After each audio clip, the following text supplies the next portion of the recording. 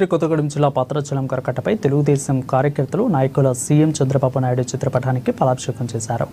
June, July, August నెలలు వస్తున్నాయంటే భద్రాచలం ప్రజలు ప్రశాంతంగా ఉంటున్నారన్న తిత్రపోతున్నారన్న దానికి కారణం భద్రాచలంలో ఉన్నటువంటి కరకట్టనే అని అన్నారు. భద్రాచలం ప్రతి సంవత్సరం వచ్చే గోదావరి వరదల నుండి భద్రాచలం పట్టణాన్ని కాపాడాలనే ఉద్దేశంతో అప్పటి ముఖ్యమంత్రి విజనరీ లీడర్ అయిన నారా చంద్రబాబు నాయకత్వంలో మరి ఆ రోజు భద్రాచలం పట్టణంలో మరి కరకట్ట నిర్మాణం చేపట్టి 20 సంవత్సరాల క్రితం ఈ యొక్క కరకట్ట నిర్మాణం చేపట్టడం జరిగింది.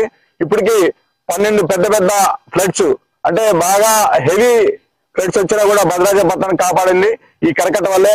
అందుకే ఈ రోజు మేమందరం కూడా చంద్రబాబు నాయుడు గారిని గుర్తు చేసుకుంటూ భద్రాచలం పట్టణ ప్రజలందరూ కూడా మరి ఈ రోజు మరి రామారాయ పరిసర ప్రాంతాలు కానీ మిగతా ప్రాంతాలు కూడా వాళ్ళందరూ కూడా హాయిగా నిద్రపోతున్నారంటే, వరద వచ్చినా కూడా ఎటువంటి ఇబ్బంది లేకుండా ఉంటున్నారంటే ఆ రోజు ఆయన విజనరీ ఆయనకు ముందు చూపుతో కట్టిన ఈ కరకట్ట వల్ల మరి కరకట్ట శ్రీరామ రక్ష అని ఉద్దేశంతో ఆయన ఆ రోజు కరకట్ట నిర్మాణం చేపట్టారు. కాబట్టి ప్రజలందరూ కూడా ఈ రోజు మీ అందరం కూడా గుర్తు చేసుకుంటా ఉన్నాం.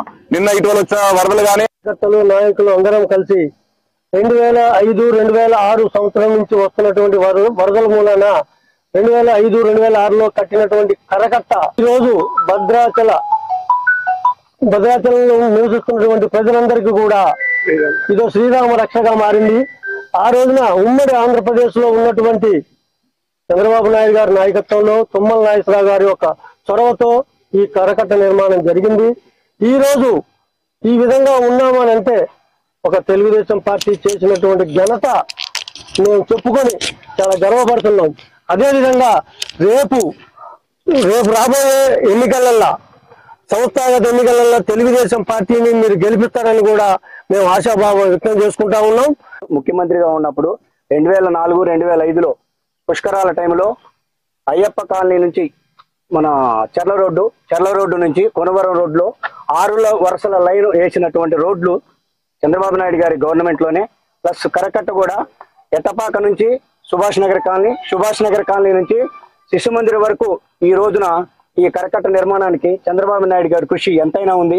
చంద్రబాబు నాయుడు గారి వల్ల ఈ రోజు భద్రాచలం ప్రజలందరూ కూడా నిద్రపోతున్నారు అంటే ఆయన కృషి ఎంతైనా ఉంది. అలాగే తుమ్మల నాగేశ్వరరావు గారు కూడా 4 పర్యాయాలు గవర్నమెంట్ మారిన ప్రభుత్వంలో ఆయన కృషి